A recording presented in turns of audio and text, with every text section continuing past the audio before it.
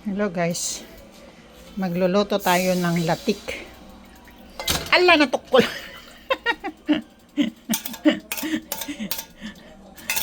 Nag-ano yung mga ano namin, mga ano tawag nito, mga yaman natin lakay,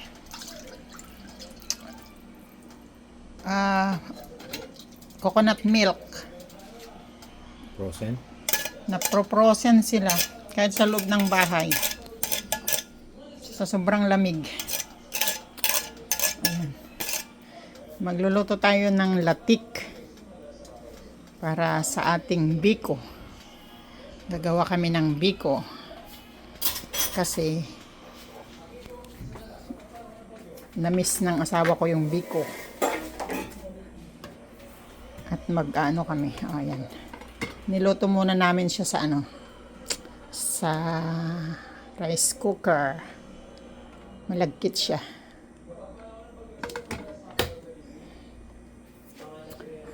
Antayin lang natin itong magiging latik. Gawin natin siyang latik. Tapos i-ano natin yung bigas natin sa gata din. Abangan natin. Sige. Diyan muna kayo at lulutuin muna natin itong aming latik. Ito na yung outcome ng ating gata kanina. Nag-ano na siya, nagmamanti-mantika na. Antayin lang natin siyang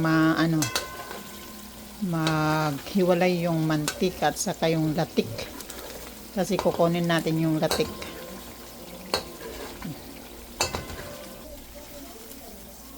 Oh, yan na.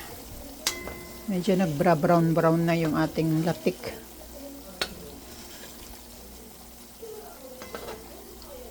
Antayin lang natin siyang mag-brown ng maigi. Pero bantayan at para hindi masunog.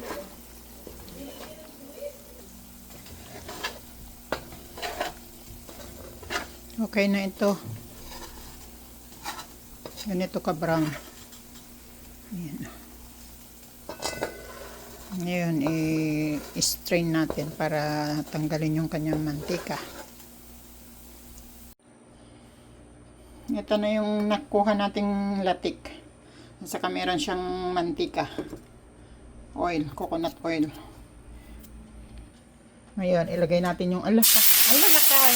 Nabara unay. Magkikigtok na magkingka.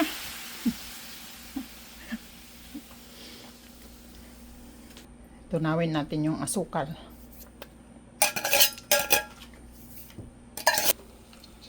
Aray ko. Ayan kumukulo na. Lagyan natin siya ng asukal.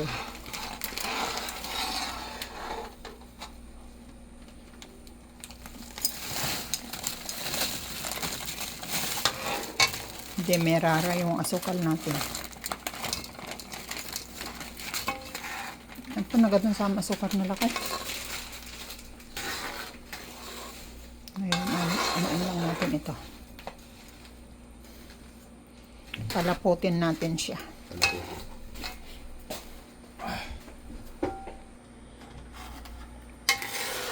Masarap ang biko. Kaso nga lang, mandaming proseso.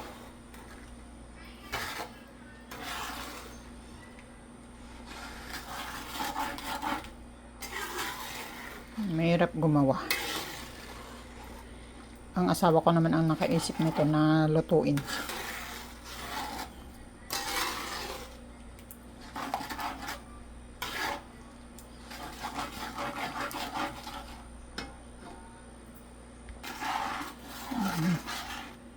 Anuin lang natin siya guys. Palaputin lang muna natin bago natin ilagay yung bigas nating malagkit. Okay guys, okay na siya. Medyo malapot na siya. Lagay na natin yung ating malagkit na bigas.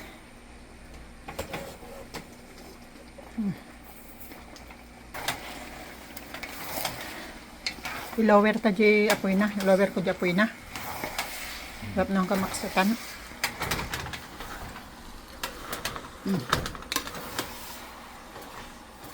Meron akong tinabi na walang gata.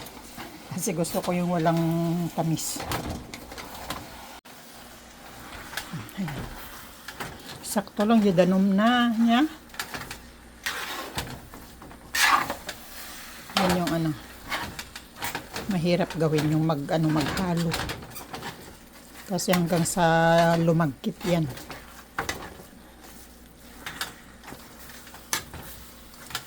Met gaya maji kasyeng ako. Nangina lang kami nga asukar. Kasi parang tagapulot niya. Kita mo na may kulay na.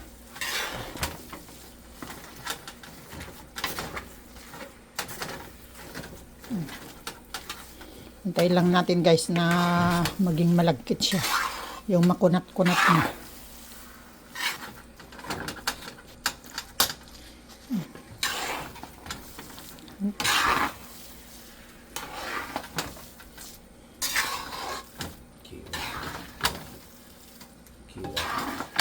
Dugmaga ato agkuan. Agkuan. Kanyay. Hindi mantika. Kuan. Kabitan. Kantan ah. Ha? Uri ka. Lagyan natin siya ng ano, yung mantika kanina sa ano natin. Tama na yan, lakay. Tama na yan. Ang dami na niyang ano, mantika. Yan na guys. Malagkit na siya. After 100 years na pag ano, paghahalo, makakatikim na tayo ng ano ba yun? Biko.